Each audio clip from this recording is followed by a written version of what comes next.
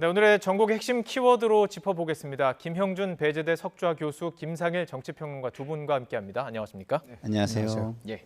자, 먼저 키워드 첫 번째 저희들이 영상으로 좀 만들어봤습니다. 함께 보시죠.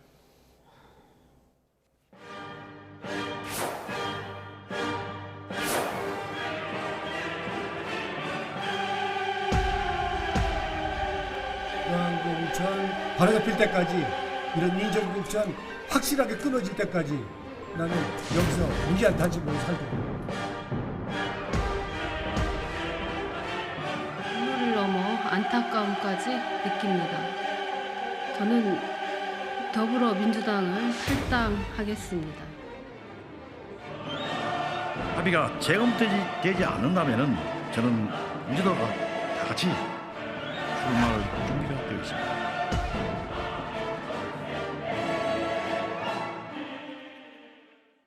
자, 이렇게 5차 공천 발표 이후에도 이런 자문들이 있었던 것이고 조금 전에 이제 또 공천 결과 발표가 됐습니다.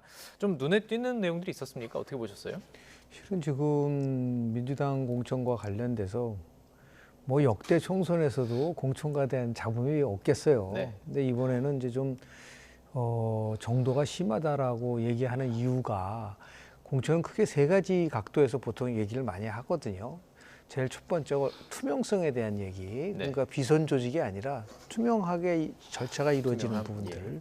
두 번째가 객관성에 대한 문제죠. 어떤 기준에 의해서 정확하게 지금 뭐 임혁배 그 공천관리위원장은 일체 이의 신청이나 공개할 수 없다고 얘기하면은 그걸 어떻게 객관적으로 평가할 수 있는 기준이 그걸 어떻게 검증을 하죠? 투명성도. 예. 그러니까 예를 들어서 정량적 평가가 있고 우리가 얘기하는 정성적 평가가 있다고 한다면 정량적 평가에 뭐 다 나와야지만 예. 특히 정성적 평가를 할 때는 주관적인 판단이 굉장히 강조될 가능성이 있기 때문에 그 조금 전에 공천관리위원장이 단수공천 지역에는 단수만 후보로 등록이 돼 있고 차이가 많이 났다.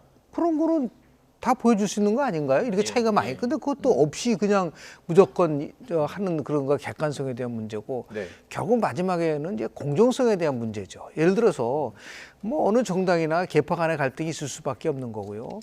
그런데 친명하고 우리가 얘기하는 친문 또는 뭐 비명이라고 했을 때 어느 정도 기준이 뭐 한 6대 4가 됐다든지 이런 모르지만 뭐 8대 2가 됐다든지 9대 1이 됐다 그러면 그걸 공정하다고 볼 수가 있나요? 공교롭게도 친명 인사라고 하는 분들은 단수 공천되고 비명이라고 하신 분들, 친문이라는 사람들은 다 경선에 붙이고 그 문제 경선 같은 경우에 뭐 하위 20% 같은 경우는 뭐 예를 들어서 감성을 받고 거기에 또 출마하는 신인 같은 경우는 20% 가산점을 받거든요. 그러니까 이게 과연 얼마만큼 공정한 거라는 이 세 가지 척도에서 봤을 때 지금 이제 민주당 공천은 아무리 뭐 공천관리위원장이 나와서 얘기를 했더라도 도저히 이해가 안 되는 부분들이 너무 많기 때문에 이 문제를 어떻게 수습할 것이냐라고 하는 저런 식으로 공정하다면 왜 당의 원로들 특히 전직 총리라든지 이런 분들이 불공정한 거라고 지적할 수 있는 부분이 왜 나올 건가에 대해서 고민을 더 깊이 해야 되지 않을까 생각을 좀 하게 됩니다. 김 교수님께서 지적한 대로 어떤 투명함, 객관성, 공정성을 다 확보해서 지금 이제 심사했던 건 이게 지난해까지 10월, 11월까지 있었던 결과 이제 발표를 하는 거잖아요. 그래서 이제 공천관리위원장이 얘기했던 것처럼 자기 발표만 하는 거다. 그렇다면 지금 만약에 공개를 한다면 지금 계속 나오고 있는 뭐 노웅래 의원 뭐 지금 단식 투쟁하고 있고 이수진 의원 즉각 반발하고 뭐 이런 모든 이런 어떤 행동들이 줄어들까요? 어떻게 보세요? 일단은 공천관리위원장이 좀 억울한 부분이 있는 거는 맞을 것 같아요. 그렇지만 억울하지만 그 자리에 맡았으면 그 자리가 가지는 책임이라는 게 존재하잖아요. 그러니까 평가를 본인이 안 했어도 부작용이 나오면 그 부작용에 대해서 공정하게 해결해 줘야 될 책임과 의무가 있는 것이죠. 그래서 그 부분에 대해서 열심히 했는가의 부분은 또 다른 평가의 부분이다 이런 말씀을 좀 드릴 수밖에 없고요. 지금 그 뭐라고 합니까? 아까 당규를 얘기했잖아요. 당규에서 대회의 열람이나 공개가 불가하다. 이렇게 얘기하지만 그건 당사자에게 적용되는 조항이 될 수가 없잖아요. 기본적으로. 아니 당사자의 불이익이 존재한다고 당사자가 느끼는데 그것을 소명받을 수 없다? 이게 법치국가에서 그런 법이 있을 수 있나요? 그러니까 이게 뭐 언론에 공개하는 게 아니라 당사자한테는 보여줄 수 그렇죠. 있다. 예. 그걸 언론에 공개하는 건 뭐 그 사람들 몫인 것이고. 아니 그거는 이제 선거법 위반이 될 수 예, 있죠. 예. 왜냐하면 선거 그렇죠. 과정에서 예. 이루어진 평가가 네. 대외적으로 공개되는 거는 선거법 위반이 될 수 있기 때문에 그건 네, 못한다고 치지만 본인들에겐 그렇죠. 당사자가 억울하다고 하는데 당사자에게 그걸 안 보여준다는 거는 민주주의 국가에서는 저는 있을 수 없다. 그리고 법치 국가에서는 있을 수 없다. 이런 생각이 좀 들고요. 예. 그 당규는 제가 볼 때는 법의 보편성, 보편적인 원칙에 어긋나는 이야기다라는 생각이 들어서 네. 이런 겁니다. 민주당이나 이명박 공관위원장께서 생각해야 되는 건 당내의 반발 중에서 당원들이 집단적으로 반발하고 이런 건 별로 없어요. 맞아요. 근데 이게 여론이 이해 못하는 게 굉장히 큰 거거든요. 예. 과거와 다른 현상이.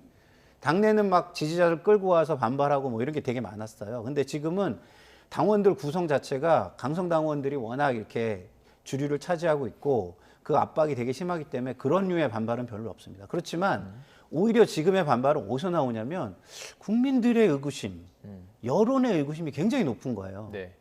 그러면 이걸 없애기 위해서는 국민에게 밝힐 수는 없지만 당사자들은 어쨌든 승복을 시켜야 이게 해결이 될 것이다. 이 부분을 좀 깊이 생각해야 되지 않을까 생각이 듭니다.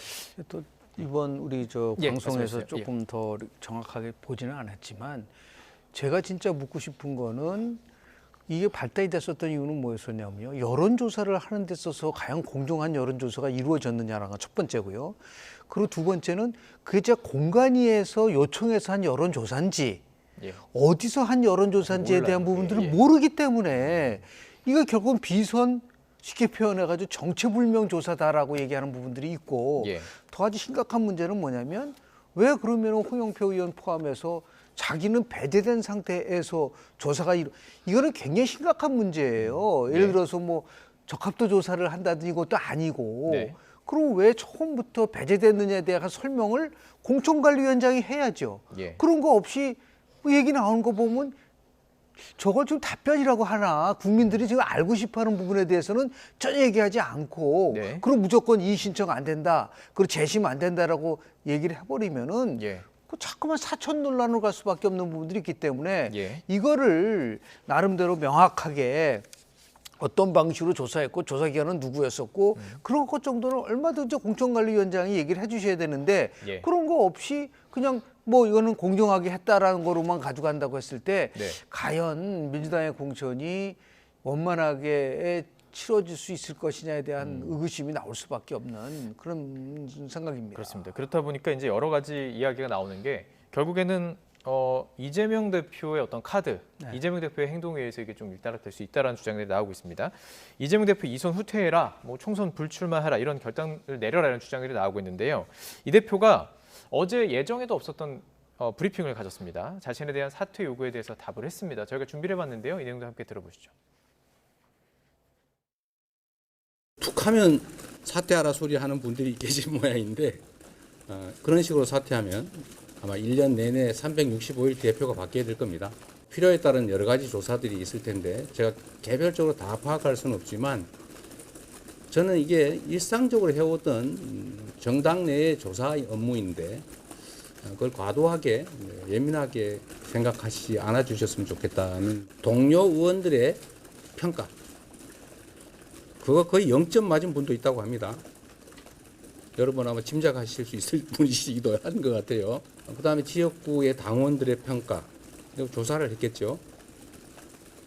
또 지역구의 이제 국민 여론 조사 이런 걸 또 합산해서 평균을 낸 거 아니겠어요?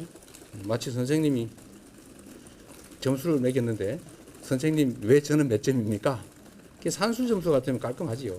그러나 국어 점수나 도덕 점수나 이런 건 참 어렵지 않습니까?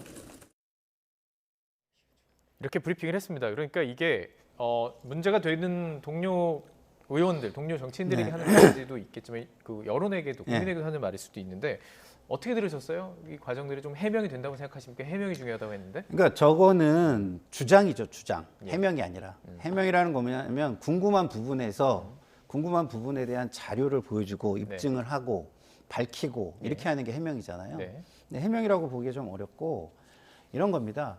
이재명 대표가 이런 식으로 요구하면은 뭐 1년 내내 그럴 것이다 이렇게 얘기하는데 그렇지 않아요. 이건 공천이고 네. 공천은 정당 사무에서 가장 중요한 겁니다. 민주주의의 꽃이라는 선거에 나갈 후보를 내세우는 과정이기 때문에 국민에게 그 과정이 굉장히 투명하거나 어떤 도덕적 우위, 경쟁력 우위 이런 걸 점해야 되는 거예요. 네. 근데 그런 걸 하기 위한 권한을 행사한 겁니다. 예. 그 당대표가 권한을 행사한 거예요. 그리고 공관위가 권한을 행사한 거예요. 근데 권한을 행사했는데 권한을 행사하고 행사가 된 권한에 대해서 책임을 지지 않고 설명할 필요가 없다라고 자꾸 얘기하면 그거를 민주주의 권력이라고 할 수 있습니까? 그럼 대통령이 예. 뽑혔어요. 권한을 행사했어. 그럼 국민한테 설명은 안 하고 이거 뭐 예민하게 생각하지 마세요. 이거 원래 옛날부터 대통령 되면 이런 권한 다 행사했습니다. 계속 이렇게 하고만 간다. 예. 그러면 그거를 권한 행사에 대한 책임을 지고 있는 거라고 국민들이 판단을 하겠습니까? 그런 차원에서 보면 국민 눈높이에 맞지 않은 설명으로 보입니다. 알겠습니다. 그 민주당 입장에서는 조금 전에도 설명을 드렸지만 이게 과거에 이제 딱 그 시점이 있습니다. 이거 조사했던 시점들이 네. 있고 그걸 이제 발표하는 과정인데 그 과정에서 영점 받은 것도 있다 이렇게 얘기한 건데 이것도 좀 논란이 있긴 합니다. 본 거 아니냐 이런 의혹이 있는데 뭐 기자님께 들었다고 이렇게 얘기를 했던 부분들이죠. 자 그렇다면 저희가 여론조사 그래픽을 하나 좀 띄워놓고 네. 이야기하면 좋을 것 같은데요. 자 여론이 좀 심상치 않은 부분들이 있습니다. 뭐 사법 리스크, 계파 갈등에 이어서 당내 공천 갈등이 확장되면서 민주당 지지율이 내림세를 보이고 있는 것은 근데 사실은 뭐 오차 범위 안에 있습니다. 뭐 근데 대신 국민의힘이 지금 올라가는 추세는 오차 범위를 벗어났기 때문에 좀 유의미한 내용이 나온 것인데 이것과 함께해서 좀 분석해 주면 좋을 것 같아요. 혹시. 뭐 정당 지지도라는 게 예. 시간이 흐름에 따라서 변화될 수 있는 거죠. 네. 근데 우리가 보통 이제 수치를 보기보다는 경향성을 보거든요. 통상적으로. 그런데 지금 정당 지지도를 보면은 국민의힘은 그래도 조금씩 이렇게 상승하는 모습을 계속 보이지 않습니까? 네. 1월 4주 때 33%였는데 2월 4주 때 39%고 예. 이런 거를 보이는 반면에 지금 민주당은 거의 뭐 정체인 부분들이 나오게 있고요. 네. 오늘 한국갤럽 조사에서는 이제 그 2%포인트니까 오차 범위 내에 있는 거라고 볼 수가 있는데요. 예. 뭐 지금 나오는 여론조사 중에서 한 80% 정도는 민주당보다는 국민의힘 지도가 높은 거로 나오고 있는 거고요. 특히 이제 ARS 조사 같은 경우에 리얼미터에서 많이 하고 있지만 뭐 한 몇 달 전만 해도 민주당이 한 15%포인트 이상 많이 이겼었던 그런 조사들이 많았는데 예. 뭐 이번 주 월요일 날 나온 발표를 보면은 거의 뭐 1% 내로 이렇게 좁혀지고 있는 부분들이 있기 추세를 이제 때문에 말씀해 주시는 그 추세로 겁니다. 봤을 예. 때는 분명하고는 지금 민주당이 국민의힘에 비해서는 훨씬 더 그 좀 정체된 부분들을 보여줬고 그럼 그 네. 이유가 뭐냐라고 물어봤을 때 역시 이제 그는 공천 갈등과 관련된 통상적으로요 현 시점에서의 조사에 영향을 미치는 거는 두 가지 요인이에요. 네. 첫 번째는 리더십에 당의 그 리더십에 대한 문제와 공천 관리에 대한 이 두 가지 요인에 의해서 영향을 받는데 네. 당대표의 리더십 평가를 보더라도 지금 한동훈 비대위원장이 이재명 대표보다도 당대표로서 역할을 잘한다는 비율이 훨씬 높게 나오는 조사 결과가 굉장히 많아요. 예. 그리고 지금 공천 관리도 보면은 국민의힘이라고 해서 왜 공천 갈등이 없겠어요. 그러나 나름대로는 잠시 뒤에 이렇게 짚어볼 겁니다. 안정적으로 예. 가는 부분들이 있기 때문에 이런 예. 두 가지 요인이 작동이 돼서 예. 국민의힘이 상당히 이제 나름대로 선전하고 있는 거는 맞는데요. 지난 예. 2020년도 총선 끝나고 나서 당시 출구조사 결과를 보면요.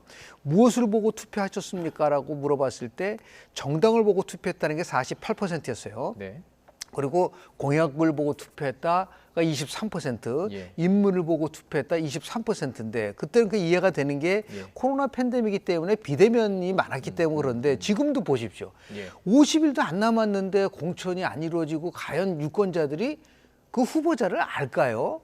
제가 볼 때는 굉장히 거의 비대면과 같은 총선으로 치러질 수밖에 없는 상황이라고 한다면 예. 역시 투표를 할 때 이번에도 마찬가지로 정당의 요인이 중요하게 작동될 가능성이 높기 때문에 예. 앞으로 남은 기간 동안에 이거를 얼마만큼 정당 간의 격차가 좁혀지느냐 예. 벌어지느냐가 중요한 투표 결정의 요인이 될 수 있다라는 말씀을 좀 드립니다. 자, 그렇다면 민주당 내에서는 이 지지율 흐름을 어떻게 좀 보고 있을까요? 위기감과 관련해서 뭐 무시 못한다는 여론도 있고 민주당 안규백 전략공천관리위원장은 이렇게 이야기했습니다. 들어보시죠. 항상 야당 공천은 굉장히 여당보다는 잡음이 진통이 많습니다. 크죠. 예. 지금 현재 여당 입장에 봤을 때도 여당도 밋밋한 공천에 임팩트가 없지 않습니까? 우리는 어쨌든 역동성 있게 끊어질 때 이어지고 이어질 때 끊어지고 작용과 반작용과 액션과 리액션이 반복하면서 이렇게 계속 나가지 않습니까? 그런 측면에서는 굉장히 생동감이 있다. 이렇게 표현하신 분도 계십니다. 이제 저는 이것을 연꽃에다 비교하고 싶어요. 연꽃이요? 연꽃은 밑에 오물이 더럽고 흙탕물이지만은 예. 마지막 피는 꽃은 자비롭게 피지 않습니까? 예. 그러니까 4월 11일 되면은 연꽃처럼 자비롭게 필 수 있는 것이 미당의 공천이다 저는 이렇게 생각합니다. 조금 전에 저희가 이제 녹취를 들어봤고요. 안규백 전략공천위원장이 결국에 좀 진통이 있지만 뭐 당연하다라는 얘기죠. 여당보다는 잡음이 야당이 많을 수밖에 없고 결국에는 연꽃처럼 자유롭게 펼 것이다. 4월 10일에는 이렇게 분석을 했는데요. 뭐 시간이 많지는 않지만 네. 생각하시는 듣고 싶습니다. 저거를 당연하게 여기는데 어떻게 연꽃이 피겠어요. 당연하게 여기지 않는 상황이 연꽃을 필 수 있는 계절이 되는 거고 네. 기후가 되는 거예요. 네네. 그러니까 연꽃이 흙탕물 뭐 좀 약간 그 오염된 물에서 핀다고 해서 예. 그것만 생각하시는데 계절이 7, 8월이 돼야 피는 거예요. 예. 계속 겨울에 머물러 있으면 그 연꽃이 피겠습니까? 예. 그러니까 그 계절을 국민의 비유를 하면 저는 된다 보고 지금 진흙탕을 우리 민주당에 비유하면 저는 된다고 보는데 민주당이 흙탕물 속에서 연꽃 씨앗들이 있어서 피려고 아무리 발버둥을 친다고 해요. 그러면 그 연꽃들이 계절이 안 왔는데 필까요? 국민들이 그 계절을 주지 않는데 예. 그 마음을 주지 않는데 필까요? 피지 않습니다. 그러니까 예. 당 내에서만 강변할 게 아니라 국민들의 마음을 바꿔야죠. 예. 국민들의 온도를 변화시켜야죠. 7, 8월 온도로 바꿔야죠. 근데 국민들의 온도는 12월 온도인데 예. 연꽃이 필 것이라고 얘기하면 안 되고요. 예. 더더군다나 연꽃은요. 대조적인 상황에다가 비유하는 겁니다. 예. 그래서 지금 뭐 박용진, 강병원, 송갑석 이런 사람들이 주류의 압박을 뚫고 피면 그걸 연꽃이라고 불러줘야죠. 예. 저는 그게 맞다고 봅니다.